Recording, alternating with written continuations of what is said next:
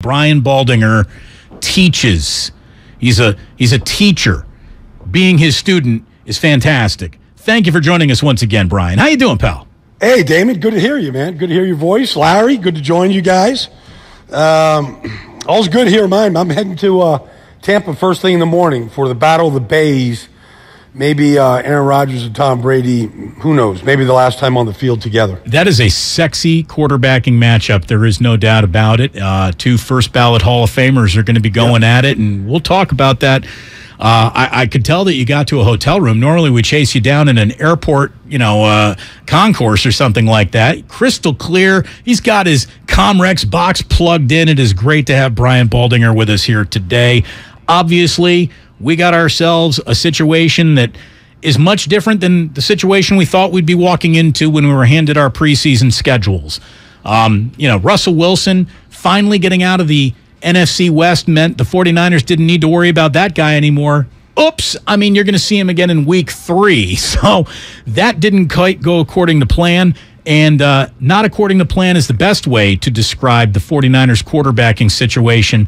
What do you think gives the Niners a better chance to win in Denver Sunday night, Brian? Is it the fact that Jimmy's back with them, or that Nathaniel Hackett seems to be over his skis? I actually would lean towards the 49ers defense, which I think is excellent, one of the best in the league. They shut Seattle out last week. I think that's the biggest factor in this game. I don't know how Jimmy's going to play. He played very well, coming in with 2:20 to go in the first quarter last week when the unfortunate incident happened to Trey. But he looked very good. His arm looked strong. He made lickety-split decisions. I thought he played very well. But I think the determining factor, regardless of, just some of the decisions that we've seen from Nathaniel Hackett, which is a little bit of head-scratching at this point. This stuff can't be that hard. But I think the biggest factor is just the 49ers defense, and I think it'll travel well to the Mile High this weekend. Yeah, it looks really good. We don't really know because of the Bears and the Seahawks. We don't really know exactly how good it is, but they're number 1 passing defense, number 2 rushing defense, first in total defense, third in points allowed. I did an interview yesterday with Talanoa Hufanga. Yeah. And I got to get your thoughts on Hufanga because they're playing a lot of this cover 3, and he's the box safety in the cover 3. And, man, he sees it. There's no hesitation. He's firing. It's impacted their run defense tremendously. Well, he leads the team in tackles right now. You can't take your eyes off 29. Hufanga is an unbelievable player. He has some skills that allow him to play in the box that, linebackers don't have. He just can get underneath offensive linemen and literally impact plays. He doesn't get blocked. He doesn't stay blocked. But if you put him in the deep half of the field, the guy's got tremendous ball skills. He leads the team with passes defensed. He probably should have had an interception last week, but Gibson ended up getting it anyways. He makes great breaks on the ball. He did with Tyler Lockett twice. There's really nothing in 2 weeks so far that he hasn't shown that he can do, and do full speed at a high level, tackles behind the line of scrimmage, you name it. He is, in my mind, going to be as big a star as there is on that defense. I know there's Nick Bosa there and there's Fred Warner, and they have cemented themselves as two of the best in the entire industry. But Hufanga is going to be right there pretty soon. Brian, an awful lot of attention has been paid to, Jimmy Garoppolo, his tendencies, what they were when he originally showed up in a 49ers uniform. He even hearkened back to the freedom that he had in 2017 that was maybe, ignorance by bliss. He even admitted, he's like, I didn't know the whole playbook. I didn't know every element of the play, so I was just kind of winging it out there early on, and we had an awful lot of success. Do you think there isn't any chance that Jimmy Garoppolo doesn't go rogue necessarily, but takes more ownership over the throws that he wants to make when he thinks he sees them, and steps a little bit out of the choreographed, this is the way Kyle wants it on every play at all times? I think quarterbacks have to do that, Damon, to be honest. A great question. I think quarterbacks have to. I've heard some reports of quarterbacks in this league. I don't throw anybody's name out there. The play have come in, and they're like, we're not running that play. And they run their own play. And not to just be defiant of the coach, but the coach can script certain things and he can see certain things from the sideline, but a quarterback still has to feel comfortable. He still has a feel for things that a coach sometimes doesn't have. It's great if they feel it together, but that's not always that way. And so I think quarterbacks have to be not daring and not looking to rebut the coach, but I think you got to put some of the ownership on you. Like I can make this play. I'm going to, and just, like it's almost like, Denver on that first Monday night game of the year where, they're not sure if they're going to kick the field goal, call timeout, clock's running. If Russell Wilson's in that situation again, he's not waiting for Nathaniel Hackett to tell him what to do. And Russell's going to call the timeout. He's going to call the play. He's going to tell the coach what play he's running, and he's going to run the play. Sometimes you just have to take charge. And quarterbacks are in that position. And I think it's part of the process to be able to, see things the way you see it and sometimes call your own plays like that. You were an interior offensive lineman. I got to ask you about Burford and Banks. I mean, Banks is just mauling people in the run game. He didn't play at all last year. Burford has stepped in at right guard. These guys look like they could play together for the next 10, 12 years. It's really exciting. What do you see when you watch them? I see a group that's coming together. I don't think they've figured it all out yet. We've had a bunch of different running backs already. Obviously, Mitchell went down. Tyrion Davis-Price went down. And every time you put a new back in there, whoever it's going to be this week, and whatever combination of backs, there's got to be a rhythm that you develop with your line. And I remember, back in the day, talking, when I blocked for Herschel Walker or Tony Dorsett, there was a certain thing that you would tell them in a huddle. Like if, we're going to fold block this play. I know it's not the way we drew it up and the way we practice it, but it's better to get to the Mike linebacker this way. Sometimes you just you got to play through these things. It's not the easiest offense to learn because it is very, very specific in landmarks and where you got to be. And when you are in those places, things do blossom pretty quickly. But there is a feeling out process on some of these things, especially when you start getting to the second level. And I just think they're in that phase right now. And so I expect him to be good. Banks has got tremendous size. He's got power. We got to see what Burford is. I don't really know yet what he is. I don't know how well he runs. They like linemen that can pull. Everybody does. There's certain things you can do on the perimeter when guys run really well. So I want to see a little more of them right now. Brian Baldinger joining us here on 95.7 The Game. Was there a uniform that brought out the best in you as a player? Sometimes, all of a sudden, this is the team I'm playing against, and I'm going to have myself the best game of the entire year. It's motivation. I can't explain it. Aaron Rodgers sees a Bears uniform, and he's Superman. Well, he's kind of Superman every week, so I don't know how much of a unique experience that is. But it feels like whenever Russell Wilson looks across the field and he sees a 49ers uniform, it brings out the very best in him. And for a team that you said is defined by its defense, and there's no doubt about it, this defense has always had a little trouble bringing down Russell Wilson. Yeah, well, I don't know what, Russell Wilson, I think, ran the ball one time last week, in a struggle against Houston. I mean, he's not run the ball like the way we have seen it. Now, doesn't mean he won't do that Sunday night, and take off with it. He's had his share of successes just playing Houdini back there. He's still, there's a struggle going on there. I mean, he's got Cortland Sutton that I think he can really get the ball to, that he really trusts. But I don't know. Jerry Jeudy got hurt last week. The running backs are really good. Both of them are really good. Javonte is excellent. And he'll throw it to those guys. I'm not sure how much faith he has in some of the guys that are on that team right now. I think he's still learning them. They haven't been good in the red zone. He's always been an excellent red zone quarterback. One of the reasons why I think Russell has been good against San Francisco is not only do you play him twice a year, and in one season a couple of years ago they played 3 times, not only do you see him twice, but every one of your cut-ups, you're seeing the 49ers. If you're getting ready, back in the day when they're getting ready for the Cardinals, they're getting ready for the Rams, they had the 49ers on, and they're studying their defense. And so you're always looking at that team in your division constantly. And so just their tendencies, even if you're not studying them, you're seeing them. And so you just get this familiarity with certain teams and what they're going to do and when they're going to do it and how they get their fifth man, into the rush. And when they do that, where's the hole in the defense because they're rushing 5? Like, Russell's smart like that. The 49ers appear to have 2 starting caliber defensive lines. I mean, and Coach Eric goes with his wide 9. And heck, I talked to Hassan Ridgeway yesterday. He's like, man, Coach Eric's one of the reasons I'm here. Where do you put the Niner defensive line, which is so deep and talented? Obviously, Bosa's the star. Where do you put it against the best lines in pro football right now? They're at the very top right now because of the depth that they have. And, you could throw Drake Jackson in there in the second group. And, you saw Kevin Givens might have played the best game he's played as a 49er. He just keeps getting better. You saw it, as a free agent rookie coming out of Penn State, but his ability to just get off blocks and fly around on the other side of the line of scrimmage is uncanny. Ridgeway's been a good player. He's a big body. He was in Philadelphia here. I saw him a bunch.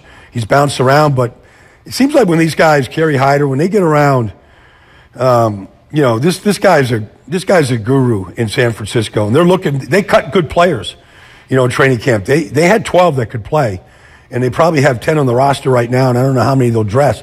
I've seen them dress as many as 10, game day, just to make sure that they're rotating those guys through, keeping them fresh, so that, you get to the fourth quarter, Bosa's got a bunch in the tank to go take down quarterbacks. So it's a strong group, and there's really nothing that they're not good at right now. The Niners, Baldy, are getting an awful lot of their DNA back just by having George Kittle dress up and play football for the first time this year. The difference that he makes in Denver, bigger in the passing game, bigger in the running game, or is that the beauty of Kittle? He's vital to both. Yeah, he's vital to both. There's very few guys that can block the edge of the strong side running game the way George Kittle can. And him and Juice are so good together in combination when they're in a 2-back set. And how they sort of attack the edge. When George is at the line of scrimmage, there's just a 2-man game they can play, just cleaning up something if there's any leakage. They play really well together. But what we haven't seen is just, what Kittle can do after the catch. And you can take that 5-yard shallow cross and you can turn it into 40 on any given play. And so I think you have a chance. And it's not a thing against Rosswell. He had a big play last week, or anybody else, Charlie Warner. But he just has an explosive element after the catch. I'll never forget the shootout game in New Orleans a couple of years ago. And, whoever had the ball last, which was the 49ers, they scored. And, he caught an out on the sideline and just refused to go down, refused to be tackled, and went for 40-something yards and, led to a winning score. Like, he just has that ability to just refuse to be tackled. And it's just kind of rare to see. This is a game. Fire alarm in the hotel just went off, by the way. Yeah, exactly. This is a game where we're going to see the Niners' old run stuffer, DJ Jones, in Denver going against them, and Javon Kinlaw and Eric Armstead. Armstead's questionable, but they're obviously trying to plug the middle against Javonte Williams and Melvin Gordon.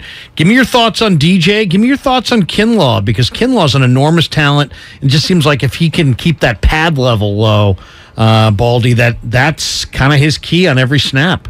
Well, he does play too high. There's no question. He's 6'5", 6'6". I mean, he's a big guy, but he's got to fight to stay down. There's no question. He's got enormous strength. I think he's struggling a little bit after not really playing last year. I don't see just clean plays from him. I think he tries to wrestle too much, and I think there's just ways to get off your blocks quicker.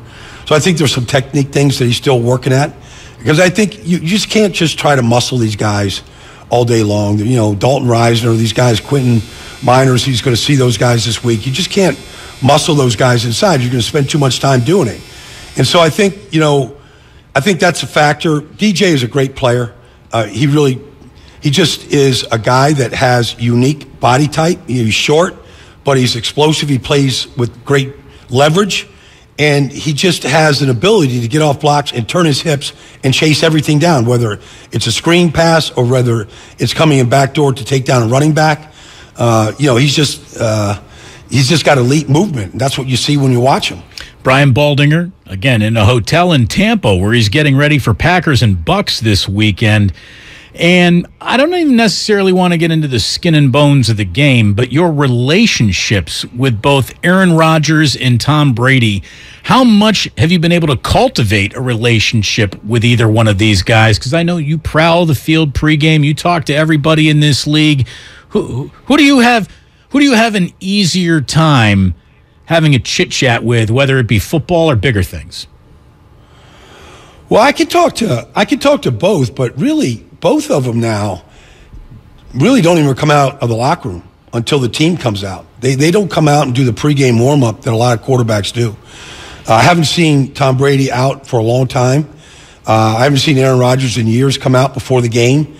I feel like they come out there and get their warm-up in with the team, but they don't come out there and throw, the route tree with the receivers like Russell Wilson would be doing Sunday night, or the way Jimmy Garoppolo will do. They kind of stay away from that. And part of it, I think, is just the attention they get when they're down there, and they just don't want to be – I think they're just totally into their folks. Now, if they're down there on Sunday, I'm going to definitely get your ear a little bit about some things, because I'm not sure who Brady's going to throw to on Sunday. Just about every one of his key receivers is hurt right now. Or suspended, right? Or suspended, one or the other. So, I'm kind of curious what he's thinking about right now going into that game. They might just let their defense just go play lights out defense like they've been as good as anybody in the league right now to start the season. There are two fascinating games in the state of Florida: Bills and Dolphins. I mean, this might be the best team in the NFL against a team that is officially ascending. The arrows pointed up on Miami. That is a battle of 2-0 that feels very significant. Yeah, I was in Baltimore last week for that Dolphin comeback, and I just nicknamed them the Blur Brothers. When you're looking at Tyreek Hill and Jalen Waddle and what they did and what they have been doing, the Buffalo Bills are going to line up two rookie corners against those guys. They're going to line up Christian Benford, a 6th-round pick out of Villanova, who's been starting for me, and Kaiir Elam, who was their 1st-round pick and hadn't started yet. They're going to line up against those guys. Now, they've got two experienced safeties in Jordan Poyer and Micah Hyde, but, we saw experienced safeties last week, and they were helpless against some of those go routes that the Dolphins ran. On the other side, Buffalo's offense is just as good as anybody's, and Miami has not really played great defense so far. So this could be a classic shootout between these two offenses, and a little bit like last week, it might be the team that has the ball last might win this one. Baldy, it's interesting. Everybody builds their team differently. The Niners have emphasized defensive line play, and they've put a lot of money and a lot of resources into their defensive line. Miami, by comparison, has gone with a lot of skill position guys, a lot of speed. If you were an NFL GM, would you pour your resources into the D-line, or now with the 3-step drop and the hitch passes, is it too easily neutralized? Where would you want to build if you were taking over a franchise that from the ground up? I would concentrate on the trenches. I'd be as deep and strong on the offensive and defensive lines as I possibly could. I think wide receiver would be the last position that I would even focus on. Spoken like a true lineman, by the way. But I mean, honestly, yeah. I mean, look, Stephon Diggs and Devontae Adams, these guys make a difference. But when you are trying to get through a season and protect your quarterback and get to the quarterback, that's done with your offensive line and defensive lines. And Green Bay has done a really good job of cultivating offensive linemen. They play a lot of young guys. They played a lot of guys last year. They've gone through a lot of injuries, but they have a lot of depth as a result. And so Aaron Rodgers has been upright for the last 3 or 4 years, played every single game, almost every single snap during that stretch. And same thing with Tom Brady. Now, Brady's line is crumbling. They played a backup to a backup left tackle who had never played in the NFL in his life last week. And so they're hurting right now, and it's great if you have Mike Evans and Chris Godwin and Julio Jones out there, but if you can't give Brady 2.5 seconds, I mean, it might be all for naught. So are we dessert to the dinner you already ate, or are we the appetizer to the dinner you're about to go have? Oh, no, I've finished all that. I mean, I'm just sort of I'm going to watch. I'm getting ready to watch this Rod Woodson of Football Life. One of my favorite people in this business. His debut for the Football Life starts in about 40 minutes, so I'm just getting ready for it. Football courses through his veins. That's why we love talking to him. What a resource we have. And Brian Baldinger, have a great call on Sunday. Thank you so much for joining us. It's always great to catch up with you, brother. Always a pleasure, Damon. Take care now. Have a great weekend. Enjoy that one on Sunday night. It's going to be fun.